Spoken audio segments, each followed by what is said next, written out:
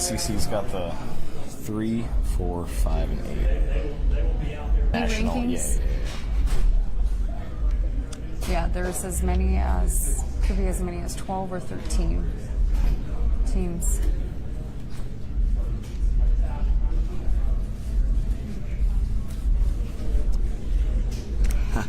Hey everyone, welcome to day 2 of the SEC Men's Basketball Tournament. Jill Jelnick alongside Johnny Matthew. We have been here both days, and I'm going to go ahead and say it. Today beats yesterday, and that's really saying something. Absolutely, and we're only halfway done with today, too. Yeah, exactly. Still 2 more games to go, but the first 2 games today were electric. The 12 o'clock tip-off today was Ole Miss taking on Arkansas, 9th-seeded Arkansas, 7th-seeded Ole Miss. Those 2 down to the wire. Arkansas came back, then Ole Miss with a buzzer beater for the win. That one was electric. Absolutely. Padula, he was coming down the court, and we were right there courtside, and the Ole Miss fans went absolutely crazy, as they should, rightfully so. And, that was just the great start to another great back-and-forth game. Yeah, day 2, this is the second round of the tournament, and so that was the first game. The second game, it actually just wrapped up not too long ago. Texas A&M,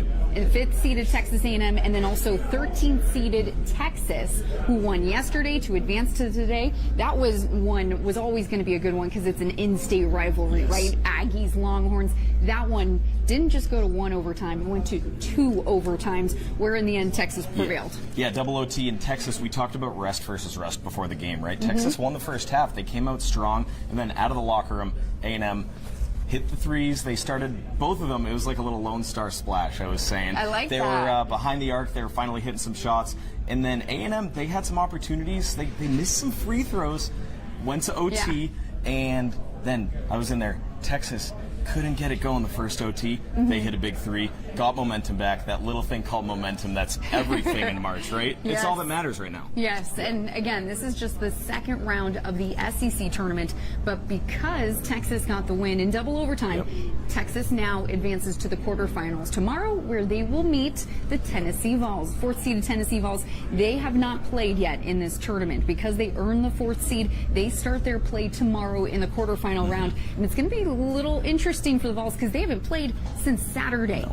No, almost a week. And Texas, I mean, like I said, they came out hot in the first half. They came out hot in the first half against Vandy, too, yesterday, when they beat Vandy yesterday. And that's what it's going to be all about, that start. It's going to be a full 40 minutes, maybe more, like we saw today. And one thing, A&M, those fans were louder. But we know the burnt orange.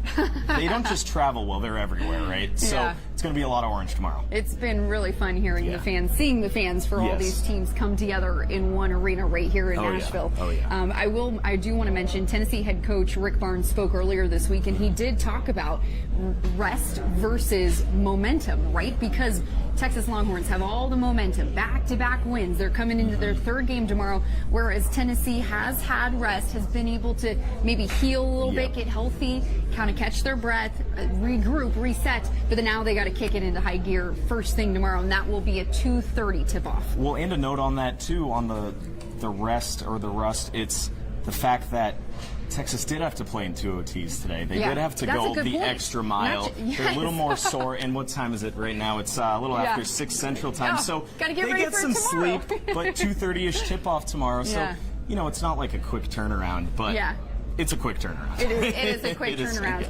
I do also want to say Tennessee and Nashville native, Tennessee guard, Nashville native Chaz Lanier leads the team, averaging 18 points per game.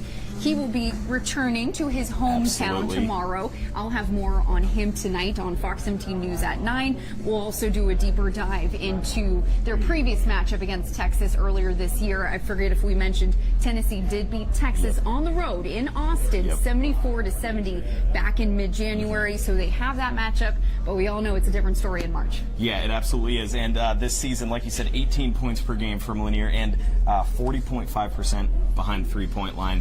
That'll be helpful because if they can get off to that start or prevent a Texas hot start. It's one of those two things. And like I said, the momentum in the second half, you can't chalk it up any better than what we saw today. No, it's so fun. We can only hope for a little bit more today. And Tennessee, like I just mentioned a minute ago, they're glad it went to 2 OTs. hot start necessary, hot second half necessary, and carry that momentum. I'm going to say momentum a bunch. I'm going to say rest a bunch. But that's tournament basketball. That's tournament hoops. We're at Bridgestone Arena. We're in Nashville. This is an exciting time of the year, and the SEC has been dominant, the most dominant conference in the country all season. So it's been fun to see all these teams go at it right here in our own backyard. Be sure to follow us on social media. Johnny and I will keep you updated, and of course, we'll have the latest Fox 17 news at 9. Fox 17 news in the morning. We'll be here live inside Bridgestone tomorrow on the morning show. Watch Jill's highlights, recap everything at 9. We're going to hear from the Vols, you said? Yes. Perfect. Yes. Hear from the Vols tonight at 9, so tune in then. For Johnny, I'm Jill. Thanks for joining us. We'll see you later. Thanks, guys.